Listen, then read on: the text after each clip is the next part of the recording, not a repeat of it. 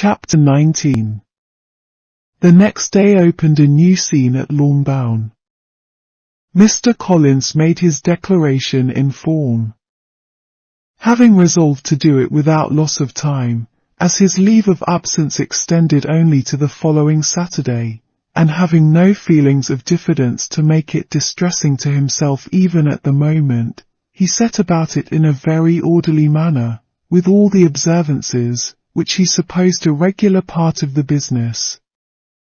On finding Mrs. Bennet, Elizabeth, and one of the younger girls together, soon after breakfast, he addressed the mother in these words. May I hope, Madam, for your interest with your fair daughter Elizabeth, when I solicit for the honour of a private audience with her in the course of this morning.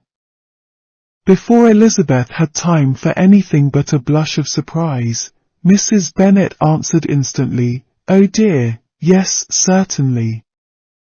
I am sure Lizzie will be very happy. I am sure she can have no objection.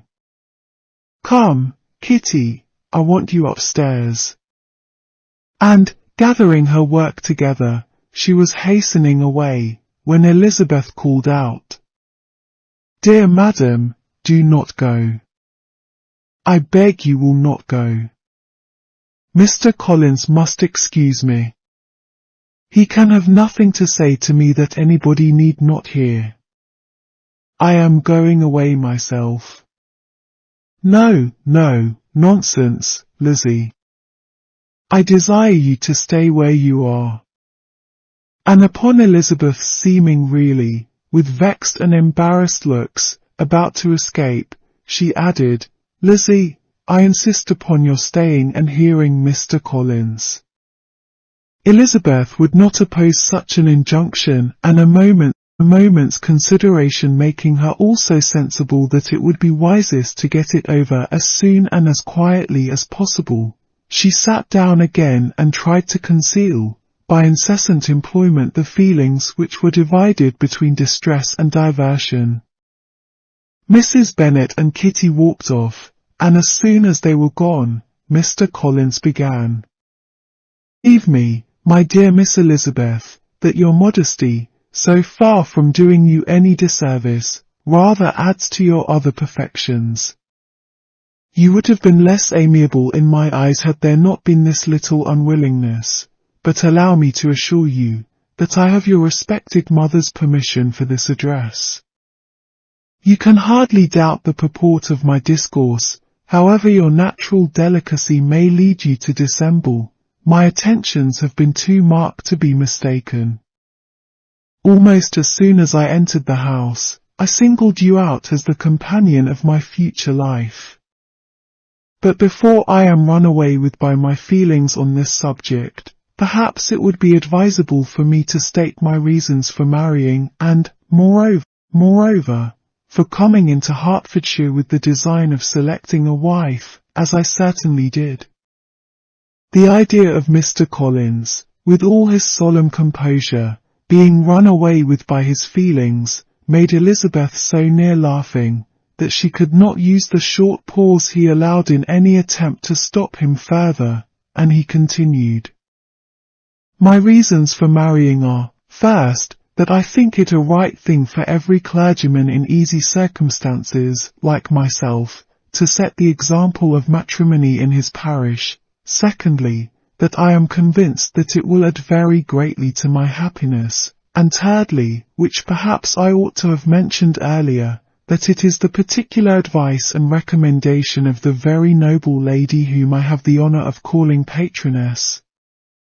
Twice has she condescended to give me her opinion, unasked too, on this subject, and it was but the very Saturday night before I left Hunsford, between our pools at quadrille, while Mrs. Jenkinson was arranging Mr. Bertha's footstool, that she said, Mr. Collins, you must marry. A clergyman like you must marry. Choose properly, choose a gentlewoman for my sake, and for your own, let her be an active, useful sort of person, not brought up high, but able to make a small income go a good way. This is my advice. Find such a woman as soon as you can, bring her to Hunsford, and I will visit her. Allow me, by the way, to observe, my fair cousin, that I do not reckon the notice and kindness of Lady Catherine de Bourgh as among the least of the advantages in my power to offer. You will find her manners beyond anything I can describe, and your wit and vivacity, I think, must be acceptable to her, especially when tempered with the silence and respect which her rank will inevitably excite. Thus much for my general intention in favour of matrimony. It remains to be told why my views were directed towards Longbourn instead of my own neighbourhood, where I can assure you there are many amiable young women. But the fact is, that being, as I am, to inherit this estate after the death of your honoured father, who, however, may live many years longer, I could not satisfy myself without resolving to choose a wife from among his daughters, that the loss to them might be as little as possible, when the melancholy event takes place, which, however, as I have already said, may not be for several years.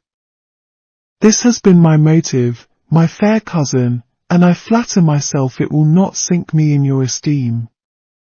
And now nothing remains for me but to assure you in the most animated language of the violence of my affection. To fortune I am perfectly indifferent, and shall make no demand of that nature on your father, since I am well aware that it could not be complied with, and that £1,000 in the 4%, which will not be yours till after your mother's decease, is all that you may ever be entitled to. On that head, therefore, I shall be uniformly silent, and you may assure yourself that no ungenerous reproach shall ever pass my lips when we are married. It was absolutely necessary to interrupt him now. You are too hasty, sir, she cried.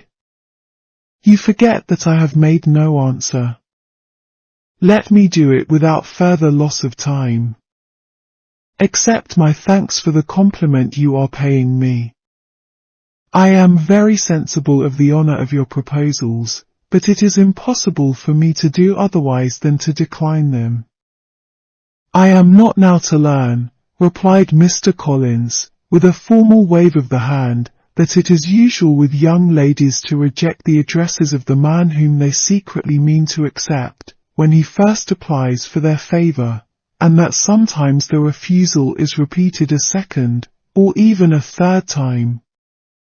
I am therefore by no means discouraged by what you have just said, and shall hope to lead you to the altar ere long. Upon my word, sir, cried Elizabeth, your hope is a rather extraordinary one after my declaration. I do assure you that I am not one of those young ladies, if such young ladies there are, who are so daring as to risk their happiness on the chance of being asked a second time. I am perfectly serious in my refusal. You could not make me happy, and I am convinced that I am the last woman in the world who could make you so. Nay, were your friend Lady Catherine to know me, I am persuaded she would find me in every respect ill-qualified for the situation. Were it certain that Lady Catherine would think so, said Mr. Collins very gravely, but I cannot imagine that her ladyship would at all disapprove of you. And you may be certain when I have the honour of seeing her again, I shall speak in the very highest terms of your modesty, economy, and other amiable qualification. Indeed, Mr. Collins, all praise of me will be unnecessary. You must give me leave to judge for myself, and pay me the compliment of believing what I say. I wish you very happy and very rich, and by refusing your hand, do all in my power to prevent your being otherwise. In making me the offer, you must have satisfied the delicacy of your feelings with regard to my family, and may take possession of Longbourn estate whenever it falls, without any self-reproach. This matter may be considered, therefore, as finally settled. And rising as she thus spoke, she would have quitted the room, had Mr. Collins not thus addressed her. When I do myself the honour of speaking to you next on the subject, I shall hope to receive a more favourable answer than you have now given me, though I am far from accusing you of cruelty at present, because I know it to be the established custom of your sex to reject a man on the first application, and perhaps you have even now said as much to encourage my suit as would be consistent with the true delicacy of the female character. Really, Mr. Collins, cried Elizabeth with some warmth, you puzzle me exceedingly. If what I have hitherto said can appear to you in the form of encouragement, I know not how to express my refusal in such a way as to convince you of its being one. You must give me leave to flatter myself, my dear cousin, that your refusal of my addresses is merely words of course. My reasons for believing it are briefly these. It does not appear to me that my hand is unworthy of your acceptance, or that the establishment I can offer would be any other than highly desirable.